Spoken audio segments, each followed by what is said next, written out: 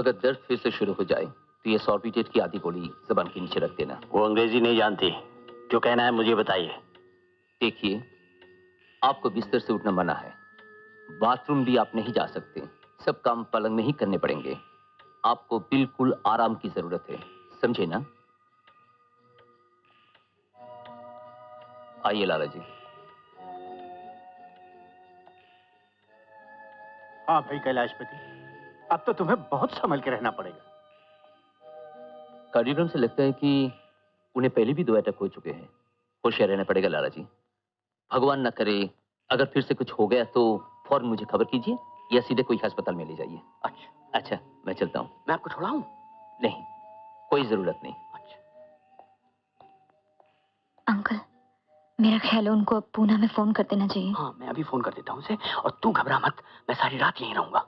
मैं घबरा नहीं रही हूँ, सोच रही हूँ कितनी बदनसीब हूँ, डॉक्टर होते हुए भी। वो बहुत दयालु है, सब कुछ ठीक हो जाएगा। तू नीचे जा और हम सब के लिए चाय भिजवा दे। ठीक है? हाँ? जा। भाई देखो, खामखा जिद मत करो। क्यों भाई, क्या खुसुर फुसुर कर रहे थे तुम लोग? देख पंडित, बक बक बिल्कुल बंद। मैं तेरी बहू से सिर्फ ये कह रहा था कि अगले महीने तेरी सालगिरह का जश्न बहुत धूमधाम से मनाएंगे और मैं तुझे एक प्रेजेंट दे दूंगा। क्या प्रेजेंट देगा तू? अरे तुझे है दिल का रोग, मैं तुझे प्रेजेंट दूंगा एक डॉक्टर। हट! डॉक्टर? अगर वो डॉक्टर भी इतना ही झापड़ निकला जितना ये था तो मुझे डॉक्टर नहीं चाहिए। अरे तू घबराता क्यों है? मैं तुझे एक डॉक्टर नहीं दे दूंगा। क्या डॉक्टर लाया था? कहता था सब काम पलंग पर करो। अरे मैं ठहरा शुद्ध ब्राह्मण, कान में जनेऊ लपेटे बगैर मैं उधर मुंह भी नहीं करता, और उल्लू कहता था कि देख मोटे, वो सब कुछ तो तुझे यही करना पड़ेगा।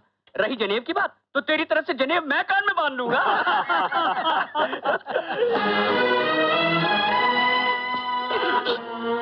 कैलाशपति! रमा! रमा! रमा! रमा! कैलाशपति कुछ हो गया है, जल्दी आओ।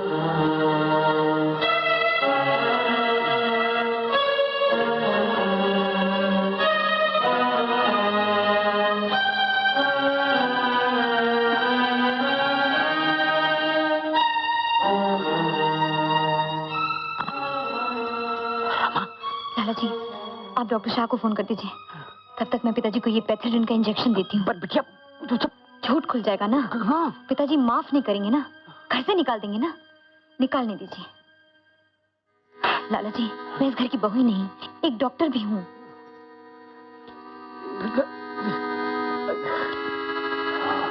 कैलाशपति। चाचा जी, हाँ बेटी।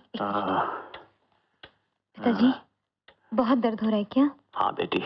बस अभी आराम आ जाएगा, मैं आपको इंजेक्शन दे देती हूँ। इंजेक्शन? तुम इंजेक्शन लगाओगी? हाँ पिताजी, मैंने आपसे ये बात छुपाई थी कि मैं एक डॉक्टर हूँ।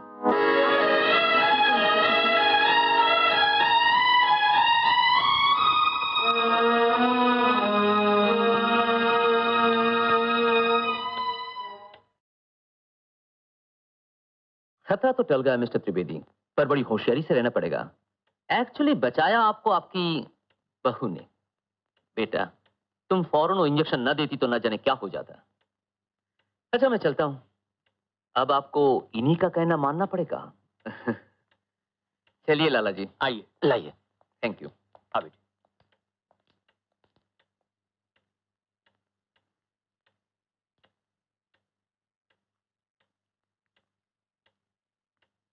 पिताजी, दवाई ले लीजिए। मैंने पहले ही तुमसे कह दिया था कि ये घर नहीं, रमेश की मां का मंदिर है। अगर तुम झूठ बोली। मुझे माफ कर दीजिए पिताजी। मैं झूठे को कभी माफ नहीं करता। पिताजी, मैं मानती हूँ कि मैंने झूठ कहा था। जब बहुत छोटी थी तो माँ बाप गुजर गए, मामा के घर में पली। पर बचपन से ही एक सपना देखती आई थी कि किसी दिन मेरा अपना एक घर होगा, वहां फिर से पिताजी मिलेंगे, प्यार मिलेगा। इसीलिए झूठ का सहारा लिया था। आप दवा खा लीजिए ना। झूठ का सहारा लेने वाले से मेरा कोई रिश्ता नहीं। मैं उसके हाथ का पानी भी नहीं पीता। ठीक है पिताजी, मैं चली जाती हूँ। हमेशा के लिए चली जाती हूँ, लेकिन पिछले 8 महीनों में अगर मैंने आपकी कुछ भी सेवा की हो, अगर आपके दिल में मेरे लिए जरा भी प्यार हो, तो आप ये दवा खा लीजिए। मेरे हाथ से न सही, नर्स के हाथ से खा लीजिए।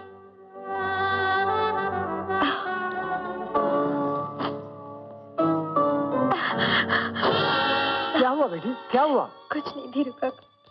रमा, क्या हुआ? मेरे लिए अब इस घर में कोई जगह नहीं है। मैं झूठी हूँ ना, मैं झूठी हूँ ना।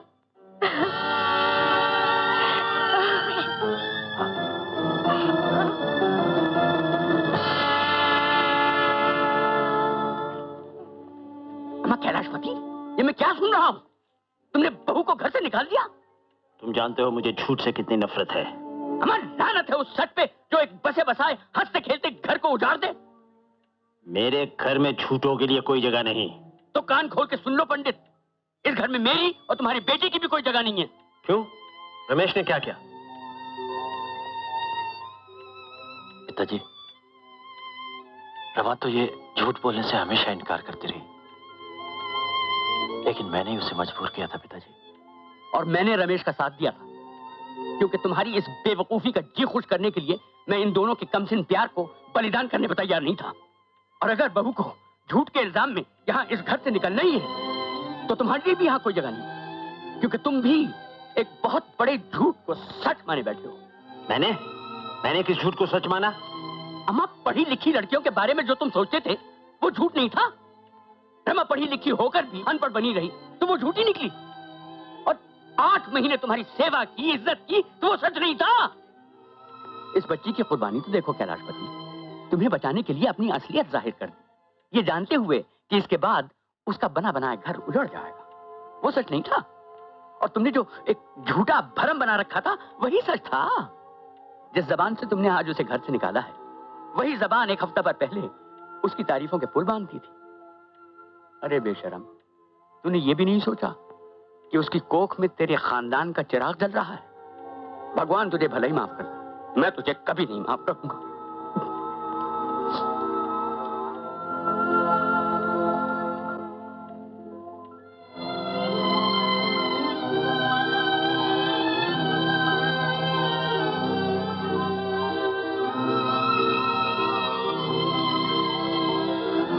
रमेश, क्या बहू को बुला कर लाओ, कहना मैंने बुलाया है।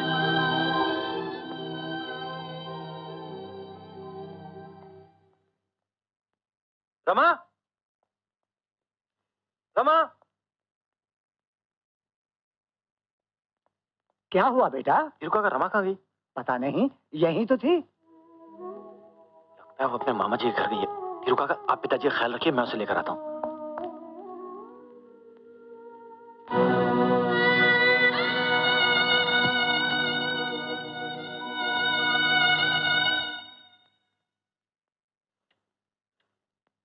बहू कहाँ है? लगता है मामा जी के घर चली गई। तुझे लाला को बुला कर ला।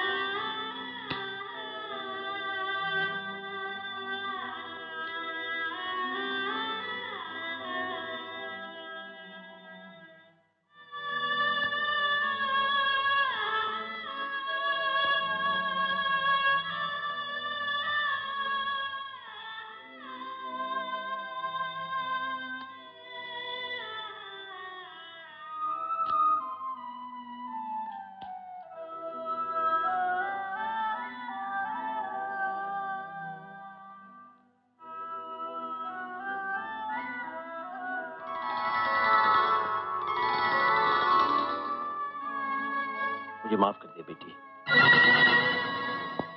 मुझे माफ कर दे। ये क्या? आपको बिस्तर से उठने के लिए किसने कहा? आप समझते क्या हैं अपने आप को? माना कि ये घर आपका है, आप जब चाहें जिसे चाहें यहाँ से निकाल सकते हैं, ये आपका हक है। लेकिन आपका कोई हक नहीं बनता कि एक डॉक्टर का कहना ना माने, जब चाहे मनमानी करें। डांट बेटी, मुझे डांट।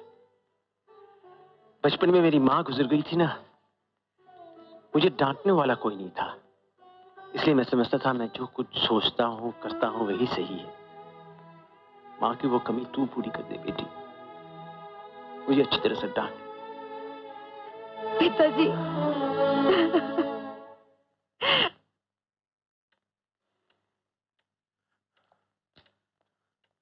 बहू आ गई क्या? नहीं तो कहां चली गई बेचारी? दादाजी, कहीं उसने कोई गलत कदम ना उठा लिया हो? क्या गलत कदम? नहीं, मेरा मतलब है खुदकुशी या वो। ऐसी लड़की के लिए इतनी चिंता क्यों? घर के बुजुर्ग ने जरा कुछ कह दिया, सारी दुनिया सर पर उठा ली।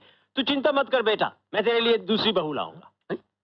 अरे दूसरी बहू? लगता है पंडित के दिल के साथ तुम्हारा दिमाग भी कमजोर हो गया है। अच्छी खासी लक्ष्मी को तुमने घर से बाहर निकाल दिया और तुम्हें गम भी नहीं इसका। गम? ऐसी बहू के लिए मुझे कोई गम नहीं। तू फिक्र मत कर बेटा, मैंने तेरे लिए एक अच्छी लड़की पसंद भी कर ली है। क्या हो तो मैं दिखा दूं? अंदर आ बेटी।